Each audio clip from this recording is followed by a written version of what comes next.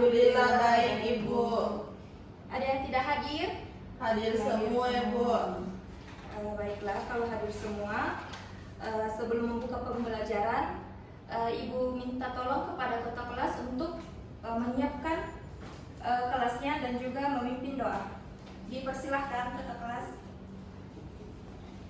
Berdoa dimulai. Bismillah. Baiklah, kan pertemuan sebelumnya kita telah membahas mengenai pengertian dari cerita pendek. Ada yang masih ingat? Saya Bu. Ya, dipersilahkan. Karangan pendek yang berbentuk prosa. Karangan pendek yang berbentuk prosa. Baik. Saya Bu. Ya, dipersilahkan. Cerita yang jika dibaca tidak habis dalam sekali duduk. Ya, sekali duduk. Iya, dua-duanya betul, tapi Ibu akan meluruskan kembali mengenai pengertian dari teks cerpen. Teks cerpen yaitu karangan pendek berbentuk prosa yang di dalam cerpen itu sendiri menceritakan sebuah kisah kehidupan tokoh yang penuh pertikaian, membuat peristiwa yang mengharukan ataupun menyenangkan. Oke? Ya Bu. Oke, baik. Baik, Ibu akan menuliskan tujuan pembelajaran yang akan dicapai untuk pertemuan. Baik, tujuan pembelajaran yang pertama yaitu kalian mampu memahami apa yang dimaksud dengan struktur dari cerpen tersebut.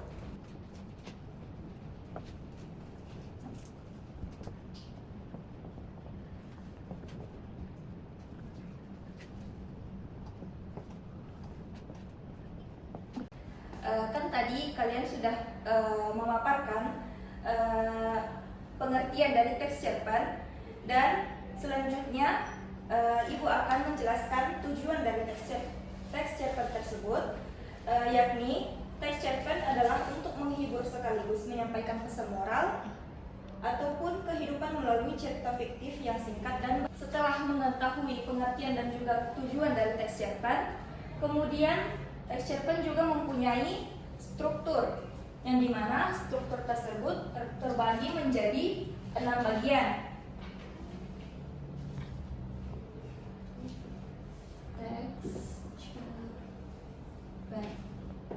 Yang pertama yaitu abstrak. Dari abstrak, kemudian struktur cerpen yang kedua yaitu orientasi. Yang ketiga komplikasi. Yang keempat evaluasi. Yang kelima adalah resolusi. Dan yang keenam adalah koda.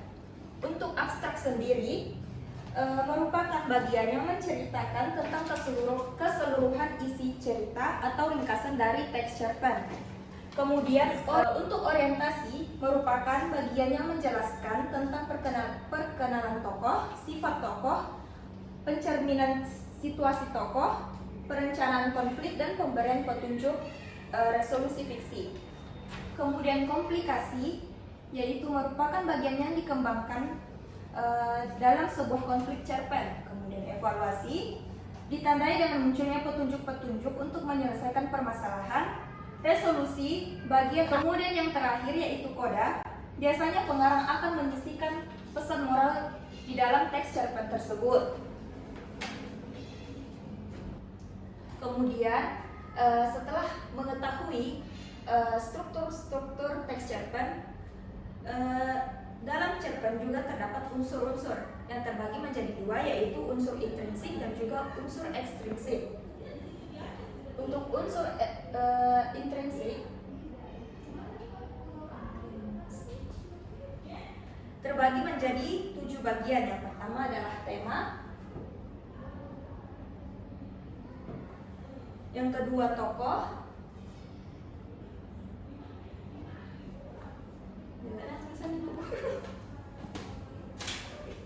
Kopi nanti Kati di sini.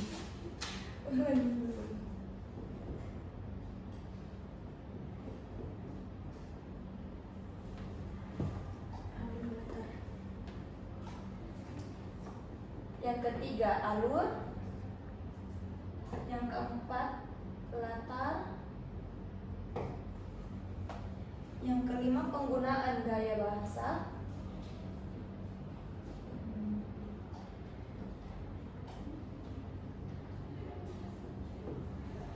yang keenam ada sudut pandang,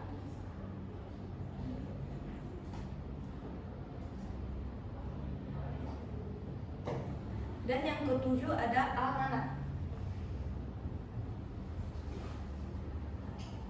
Kemudian dalam teks cerpen terdapat unsur ekstrinsik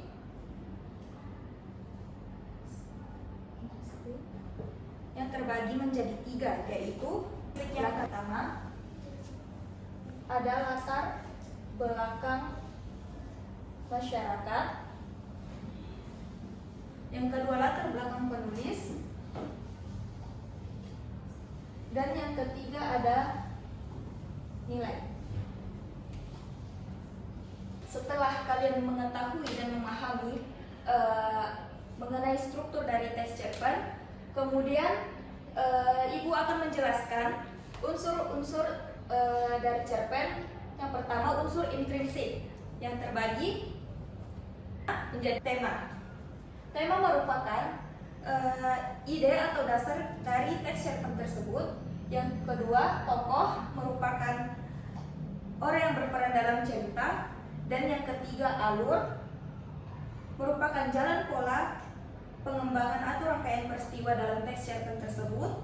Yang keempat, latar atau setting yang terdiri dari tempat, waktu, dan peristiwa. Kemudian poin yang kelima yaitu penggunaan gaya bahasa, yaitu cara mengungkapkan perasaan atau pikiran dengan tujuan memberikan efek pada para pembacanya.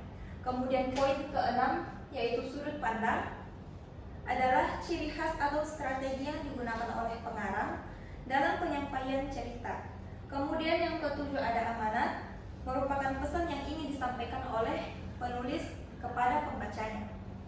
Setelah mengetahui dan memahami unsur intrinsik dari cerpen, kemudian kita akan membahas mengenai unsur ekstrinsik yang terdapat dalam suatu cerpen. Yang pertama, latar belakang masyarakat, yang merupakan pandangan ideologi suatu masyarakat pada negara, seperti kondisi politik, kondisi ekonomi, dan kondisi sosial. Kemudian poin kedua yaitu latar belakang penulis.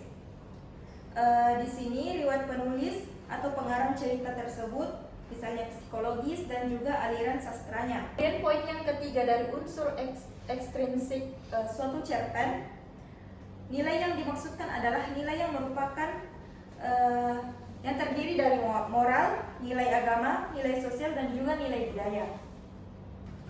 Setelah kita tadi membahas struktur dan juga unsur yang terdapat dalam suatu cerpen, selanjutnya Ibu akan membagi kalian ke dalam beberapa kelompok untuk membahas suatu cerpen, kemudian menentukan struktur dan juga unsur intrinsik dan juga unsur ekstrinsik yang terdapat dalam cerpen tersebut.